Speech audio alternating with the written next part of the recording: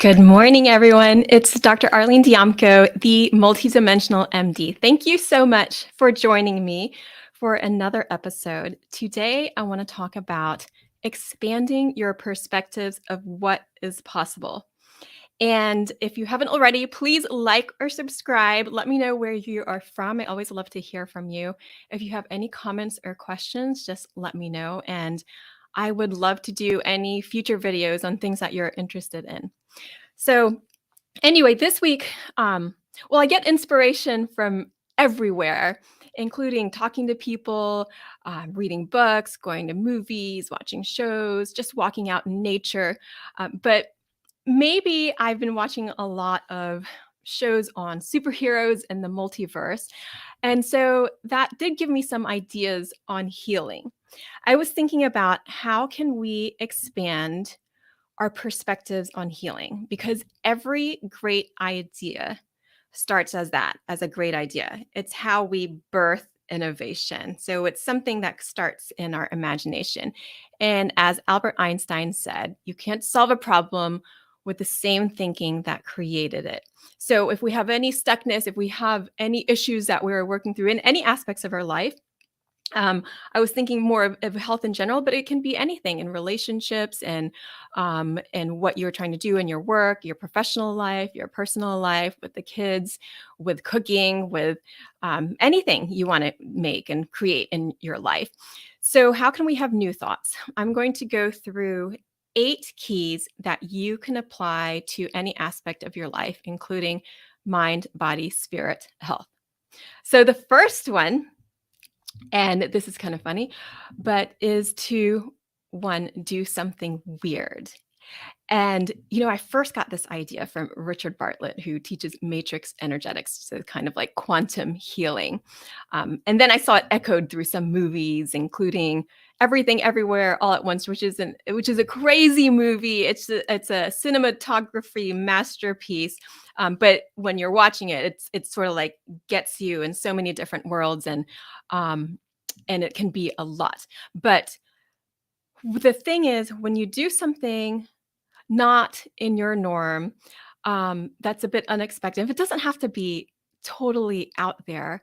Um, it's just about shifting your perspective. So it could be something very simple, like using your other hand, your non-dominant hand, for writing. And artists will do this, writers will do this for some inspiration to just kind of get them out thinking in a different way, using different parts of their brain. So if you just started writing, I'm right-handed. If I started writing with my left hand, that would immediately get me into different perspectives. So it could be just putting your shoes on the opposite feet. That was in the movie. And I mean, it seems so silly, but it's something like you wouldn't really expect to do. So it shifts your perspective in a way, and you start looking at the world in a different way. And Richard Bartlett would do this in his conferences. I took them so many years ago, and when we got there, he is wild, but he would start, and this is a conference on like healing and wellness and things like that. But he would come in like rock star, like with his guitar and like headbanging and singing, and it was unlike any. It's like in the beginning, you feel like you're like at a rock star show or something like that, a concert. But we're at a conference. And so it really gets you into a different mindset. And he does it purposefully to kind of shake up what your world is, what your normal is, so that you can see there are many ways to approach things, many ways to do things. I mean, if you're just in your house, you could just do something silly like walk backwards, and you can see that kids are always doing weird and silly things. And that really shakes up the way you are looking at the world. And then you can start to see other perspectives.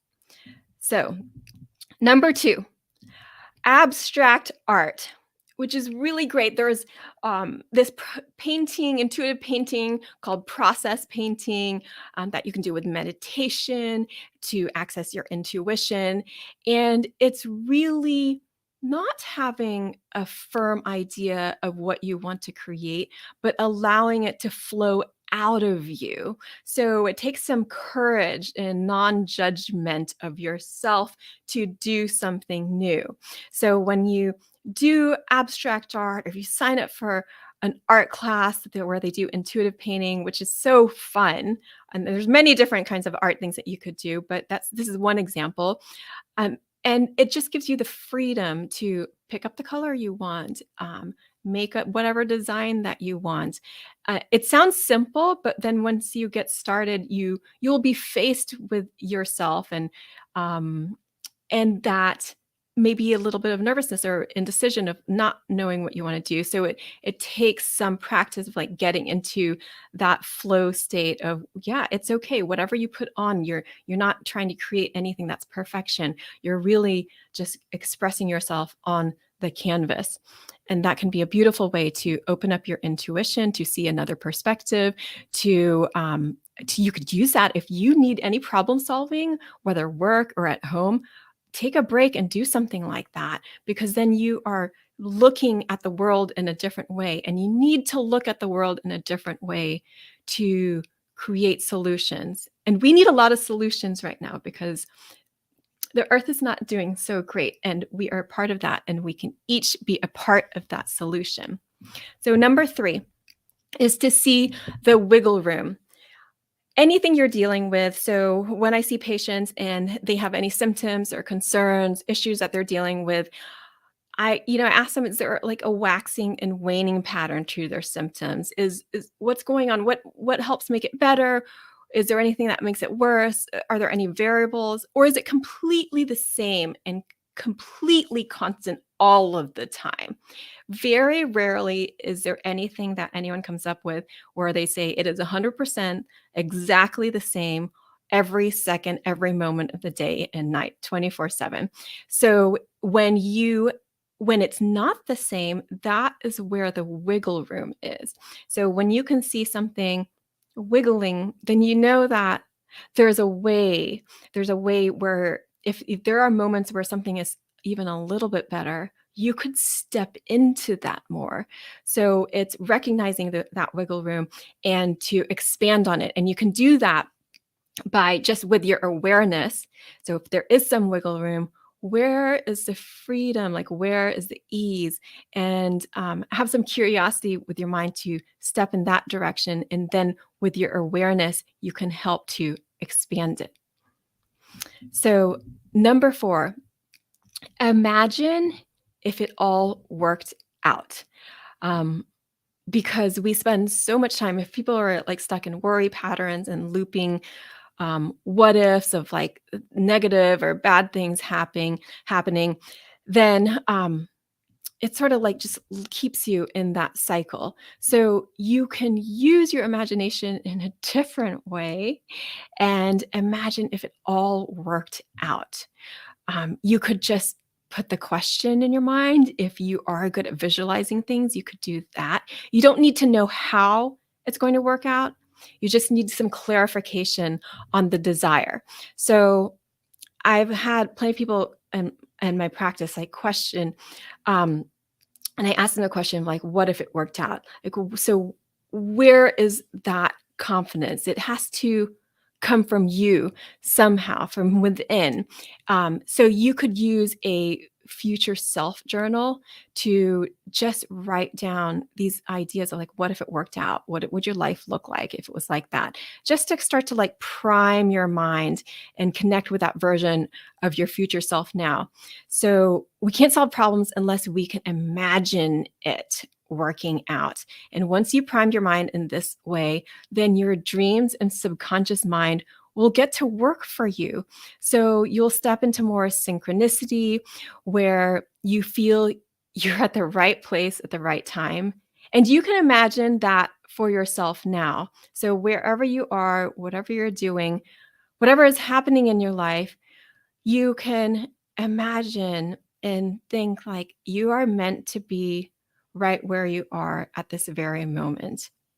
And it's a stepping stone for what is in store for you. And I like to assume that whatever is coming around the corner is something amazing. And maybe it doesn't unfold the way I think it will, because we all have ups and downs and we all have difficulties in life. But what if each one of those moments is another stepping stone for something really amazing and magnificent that is in store for you? So then you can start to appreciate those stepping stones, even though they can feel hard. Number 5, talk to people that have accomplished impossible things. So Audrey Hepburn has said before, impossible is another way of saying I'm possible. It's all the same letters, just rearranged a little bit differently. Just put a little apostrophe and a space there. And it's the same thing. So I see so many miracles with my patients every single day.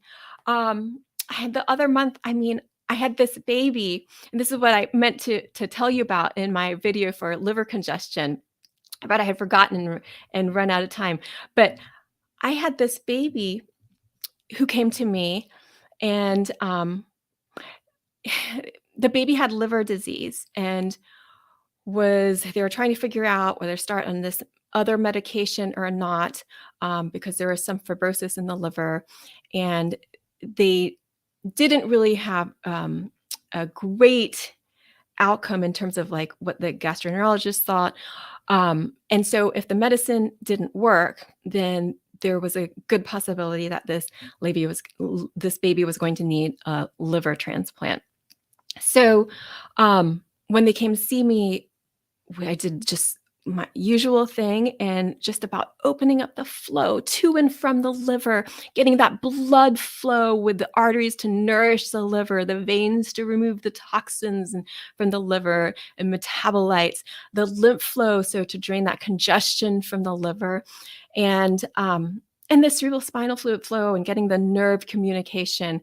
And then also thinking about it from this metaphorical perspective of like the liver representing frustration and anger, and addressing any of that could be in the family or during the pregnancy or afterwards.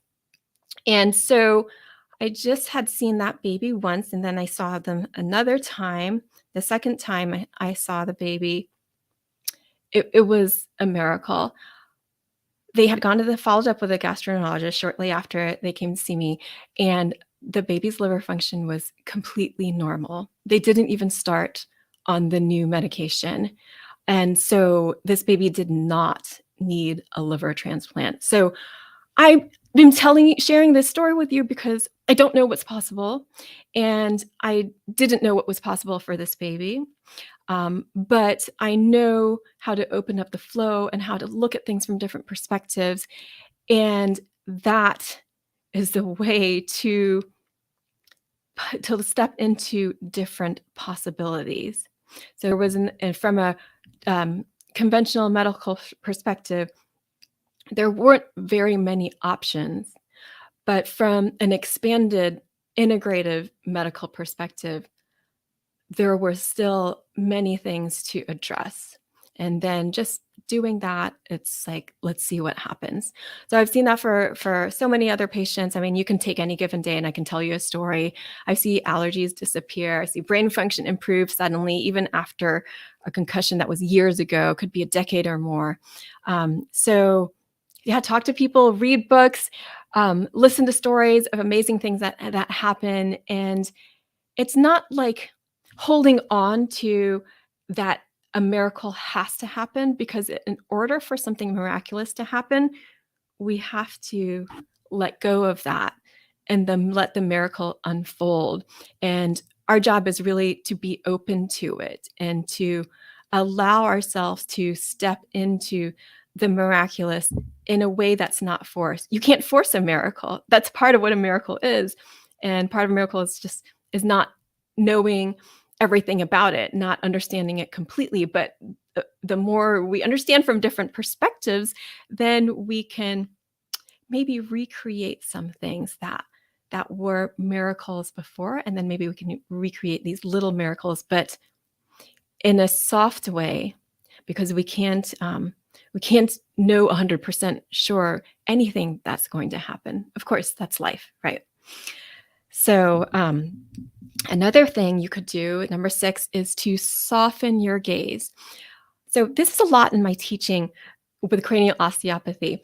Um, and for anyone when I'm doing like classes on like energy healing and expanding your perceptual abilities, because tunnel vision keeps you fixated on one thing, or it's a very narrow perspective. It pins things down and it keeps them from shifting. So if you want to expand your perspective, then you can literally soften your gaze and take in more of your peripheral vision. And this is something I commonly ask students to do in classes, is to soften your gaze. Look outside the window, because when you look outside the window, it helps you to soften your gaze and expand your peripheral vision. When you're outside, you have an expanded peripheral vision because we don't have the walls like limiting our vision. And when you do that, it helps you to connect more with the oneness, to connect more with multiple possibilities. And it's very easy to do, but you have to remind yourself to do it, because when you're working really hard at something, chances are you have some tunnel vision going on. And so if you ever catch yourself doing that, just take a nice big sigh breath just to release it and expand your peripheral vision, soften your gaze, and see if that can help. And while you're doing that, number 7, you can get up and look from different angles. Literally get up with your expanded vision, expanded peripheral vision, go outside, look around. And by doing that, you're moving and you're getting different perspectives. Literally, you are getting up and getting different perspectives.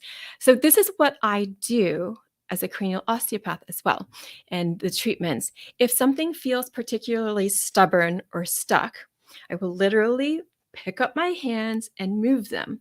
So my hands are like, they have a lot of perceptual ability as well. So what I'm observing is between my hands. And so if something feels really stuck this way, then maybe I'll switch it this way or look from this side. And so that's why we move on different around the body. I can feel things throughout the body wherever I am, but by moving around, you can get different perspectives very easily without having to try hard. So if you're working hard and it seems like you've been spending a bit of time in one position, get up and move your position so that you can see things from another angle. And so this applies both physically. So I'm just using the example of cranial osteopathic treatment. So I'm moving physically, okay, but also with my awareness. If something's particularly stubborn and stuck, I'll also consider things from another dimension or layer. So I could think of physical layers and feeling like the difference between bone, fascia, fluids. But there's also other layers that are less tangible. So mindset, emotions, relationships, family, community. So I consider those things because there may be something else, another, what we call a fulcrum, or something that's holding it in place, holding the stuck point in place. And if you just add another dimension or layer, there might be some ease there. Again, looking from a different perspective can sometimes take some courage, especially when we're dealing with the emotional dimension or layer. So approach those kind of tender layers very gently with your soft gaze and your non-judgmental courage. The last thing, number 8, is to sit in the stillness. This is one of my favorite things to do. This can feel hard at first if you're not used to sitting in stillness, because when you sit in stillness, you have to see yourself. There aren't distractions from looking at yourself. And that can be hard because we all have our stuff. But that's the point of approaching from that courageous, loving, all accepting, non-judgmental perspective, so you can hug yourself and sit in the stillness with yourself. And once you completely accept yourself, then it's like you can step into the stillness even more. It is that void where everything exists and nothing exists at the same time. It's where everything kind of stems from. And and if you want innovation, guidance, to look from another perspective, then it's really great to be still, because that's when those whispers of thought come through. And it could come through in dreams, it could come through just as a very subtle idea. Like, it's that spark, it's that light bulb that goes on, and people are like, oh, just got this idea out of nowhere. So that's the void, the nowhere, the nothing and everything all at once. It's that light bulb idea that just pops in your head. But for that to happen, you need room. So the more room you have for a new thought, then the more it can come to you. So the most room you can create is when you are in the complete void, in the stillness, which is a really beautiful place to be, because I mean, to me, it's like pure love. And I could just live there. And then that light of inspiration comes through easily when you're in that stillness of like pure love. So I hope that helps you. I hope you have some ideas of how to expand your perspectives of what is possible to help you get you unstuck, or to deal with any issues that you're dealing with, to step into the ease of life and the fun of it as well. So thank you so much for joining me.